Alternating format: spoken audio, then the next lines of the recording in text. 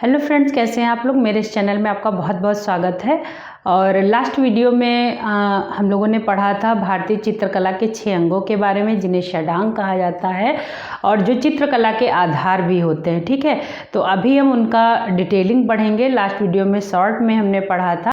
और देखिए जो चित्रकला के जो ये 6 अंग हैं, रूप, भेद, प्रमाण, भाव, लावण्य, योजना, सादृश्य, वणिका, भंग। ठीक है, इनके बिना किसी भी चित्र के बनने की कल्पना भी नहीं की जा सकती है। कलाकार को इन 6 अंगों का ज्ञान होना बहुत आवश्यक है किसी भी कलाकृति को पूर्ण करने के लिए। ठीक है, तो चलिए स्टार्ट करते हैं। तो मैंने आपको सबसे पहले आपको बताती हूँ रूप भेद। रूप भेद क्या होता है। देखिए लास्ट वीडियो में मैंने इसको शॉर्ट अर्थ आपको बता दिया था, दृष्टि का ज्ञान।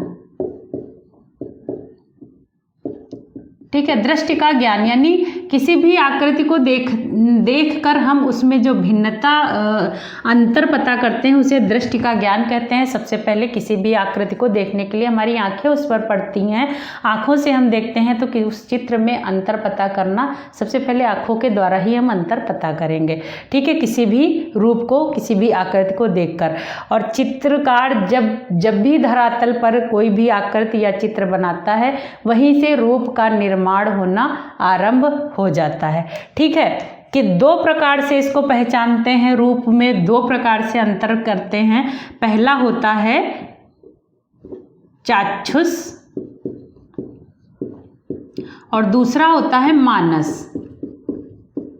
चाक्षुष यानी हम अपनी आँखों के द्वारा जब किसी चित्र को देखते हैं उसमें अंतर पता करते हैं, मतलब अंतर पता चल जाता है कि जो है वो किसका चित्र बना है। अगर माता का चित्र बना है तो पहचान हो जाती है, अगर दासी का चित्र बना है तो पहचान हो जाती है आँखों के द्वारा। ठीक है, मानस अंतर मन से हम जिस चीज़ को पहचान लेते हैं। अंतर मन मतलब अगर एक औरत का भी चित्र बना है तो हम पहचान जाएंगे, लेकिन वो माँ है वो हम अपने अंतर मन से जानेंगे। जब वो जो चीज़ वहाँ पे बनी है, वो भाव जब हमारे अंदर होगा, वो रुचि वहाँ से जब उस चित्र से मिलती है, तो उस वजह से हम उस चीज़ को पहचान पाते हैं कि ये माँ का चित्र है, क्योंकि उस चीज़ का ज्ञान हमें अंतरात्मा से होता है। ठीक है, इसलिए हर कलाकार को अंतरात्मा से भी ज्ञान होना चाहिए कि वे किस चीज़ का चित्र वो बना रहा है। एक औरत को भी बना सकता है, हम कह सकते हैं वो औरत एक बच्चे को लिए है, लेकिन एक माँ है वो कैसे, वो एक हाव भाव से उसमें एक अलग विशेषता होगी, तभी वो चित्र अलग लग पाएगा कि ये एक माँ अपने बच्चे को लिए है। ठीक है, इस चीज़ का चित्रकार को पूर्णतः ज्ञान होना चाहिए, तभी वो उस चित्र में भिन्नता दिखा पाएगा। ठीक है, आँखों के द्वारा हम चित्र में पतलापन, मोटापन, लंबा, गोरा और उसमें कितने कोने निकले हैं, कितने कोण नहीं हैं, और इस तरीके की चीज़ें हम इसमें आँखों के द्वारा पहचान सकते हैं। लेकिन अंतर मन से हम पहचान सकते हैं जब उसमें एक विशेषता होगी। ठीक है, एक विशेष भाव जब उत्पन्न होंगे तभी हम पहचान कर पाएंगे कि ये एक माँ का चित्र है। पहनावे में अंतर होगा, जैसे एक माँ का चित्र है, एक दासी का चित्र बना लिया, दोनों बच्चे को लिए हैं, तो माँ का अलग पता चल जाएगा ये माँ है, और दासी अलग पता, क्योंकि उनके कपड़ों से एक विशेष चीज़ माँ में होगी, उसकी साज सज्जा में अंतर होगा, उसके कपड़ों में। और उसी की दासी अगर वो वहाँ पे बैठी होगी बच्चे को लिए, तो उसके कपड़ों में, उसके पहनावे में बहुत सी चीज़ें उन दोनों में अंतर होंगी। जो अलग कुछ विशेष चीज़ें होती हैं वो उस आकृति को अलग दर्शा देती हैं। ठीक है, तो इस तरीके से इसमें अंतर पता कर सकते हैं। उसके बाद दूसरा है प्रमाण। ठीक है, प्रमाण का मैंने आपको बताया था ठीक अनुपात या बनावट। ठीक अनुपात या बनावट। ठीक है, तो इसको संबद्धता का नियम भी कहा जाता है। संबद्धता का नियम भी कहा जाता है। ठीक है, ठीक अनुपात या बनावट मतलब चित्र में कोई भी चीज़ अगर जब भी बनाते हैं तो उसका एक निश्चित नाप होती है, एक माप होती है कौन सी चीज़ कितनी दूरी होगी, कौन चीज़ आगे होगी, कौन दूर होगा, दूर की चीज़ों को दूर का आभास दिखाना, पास की चीज़ों को पास दिखाना, और वो सारी चीज़ें जो हैं एक निर्धारित माप से बनती हैं। अगर माप से नहीं बनेंगी तो चित्र अच्छा नहीं लगेगा। उसमें कुछ भी, कहीं पे भी कुछ भी डाल दीजिए, वो मतलब सुंदर सौंदर्यात्मकता लेकर वो नहीं दिखाई पड़ेगा। ठीक है, तो हर चीज़ जो भी बनती है, चाहे लैंडस्केप बने या पेंटिंग, कोई रियलिस्टिक पेंटिंग बने, कलाकृति बनाई जाए, उसमें हर चीज़ में एक माप की ज़रूरत होती है। स्त्री की अलग माप होती है, पुरुष की अलग माप होती है, बच्चे की अलग माप होती है।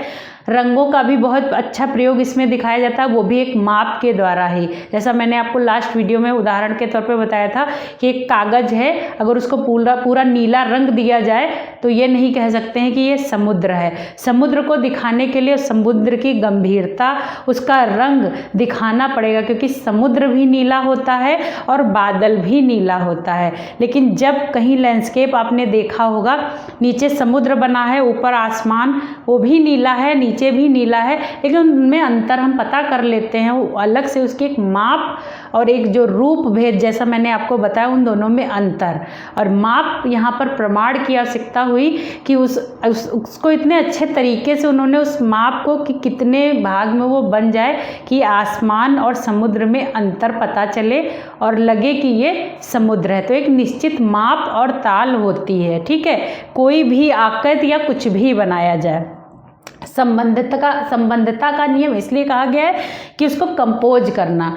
कोई भी कैनवास ले लीजिए, उस पर जब चित्र को बनाएंगे, बहुत सारी चीज़ें हमें दिखानी, दूर की चीज़ें दिखानी, पास की दिखानी है। यहाँ पे पेड़ दिखा दिया, यहाँ पे बच्चे खेल रहे हैं दिखा दिया, गाय बना दी, दूर का जंगल का दिखाना है वो भी उसमें दिखा दिया। तो वो दोनों चीज़ें एक दूसरे, सब चीज़ें एक में मिलनी चाहिए, मतलब कंपोजिशन होना चाहिए कि सब चीज़ें एक दूसरे से संबंध रख रही हैं। कि यहाँ पे बनाए, ये ना लगे कि यहाँ पे गांव का सीन है और वहाँ एकदम से वो शहर का वो दिखा दिया, होटल वगैरह दिखा दिया, तो चीज़ें बिल्कुल अलग लगने लगेंगी। संबंधता होनी चाहिए, जो भी चाहे 10 चित्र भी अगर उसमें बने हैं, लेकिन एक दूसरे से मिलते हुए, अगर थोड़ा भी चित्र कट कर दिया जाए तो लगे कि ये आधा चित्र बचा है। ठीक है, इसलिए वो जो एक दूसरे से मिलती हुई चीज़ें दिखाई जानी चाहिए उसमें, इसीलिए इसे संबंधता का नियम कहा गया है। ठीक है, और उचित नाप, उचित नाप दोनों होनी चाहिए चित्र को बनाने के लिए। ठीक है, तो हर चीज़ का एक अलग अलग नाप होती है।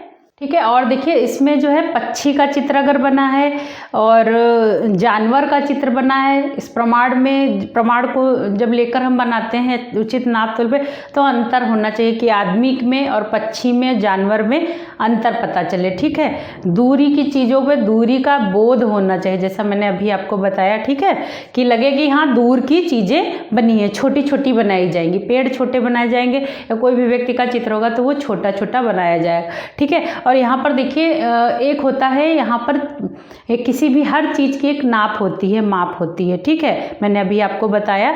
तो इसमें जैसे मैं आपको लिख के दे देती हूँ। ठीक है, तो जो मानव बनाया जाता है, हर चीज़ की एक ताल किसे कहते हैं? अंगुल कहते हैं। एक अंगुल की नाप होती है। जब हम पेपर में बनाते हैं कभी तो नाप के बनाते हैं। ठीक है, जैसे 7.5 बना देते हैं, स्त्री को बनाते हैं। इस तरीके से जब आपने स्टार्टिंग में सीखा होगा पेंटिंग, किसी भी आकृति को बनाना, 6.5 स्त्री का होता है, 7.5 पेंसिल से नाप के हम लोग बनाते थे, एक अंगुल नाप के। ठीक है, तो इस तरीके से हर चीज़ की एक नाप होती है।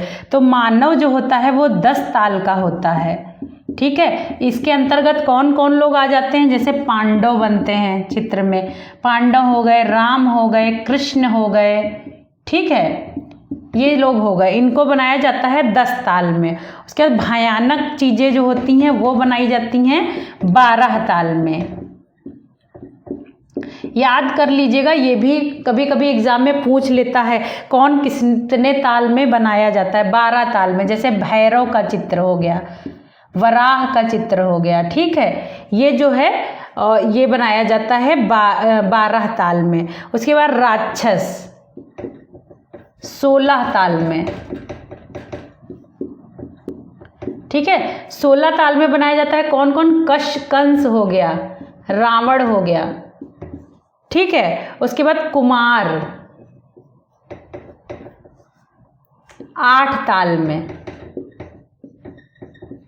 जैसे कि वामन अवतार में जो बनाया गया था वामन को, उसको बनाया गया था 8 ताल में। और उसके बाद है बाल 5 ताल में, ठीक है, बाल गोपाल का चित्र।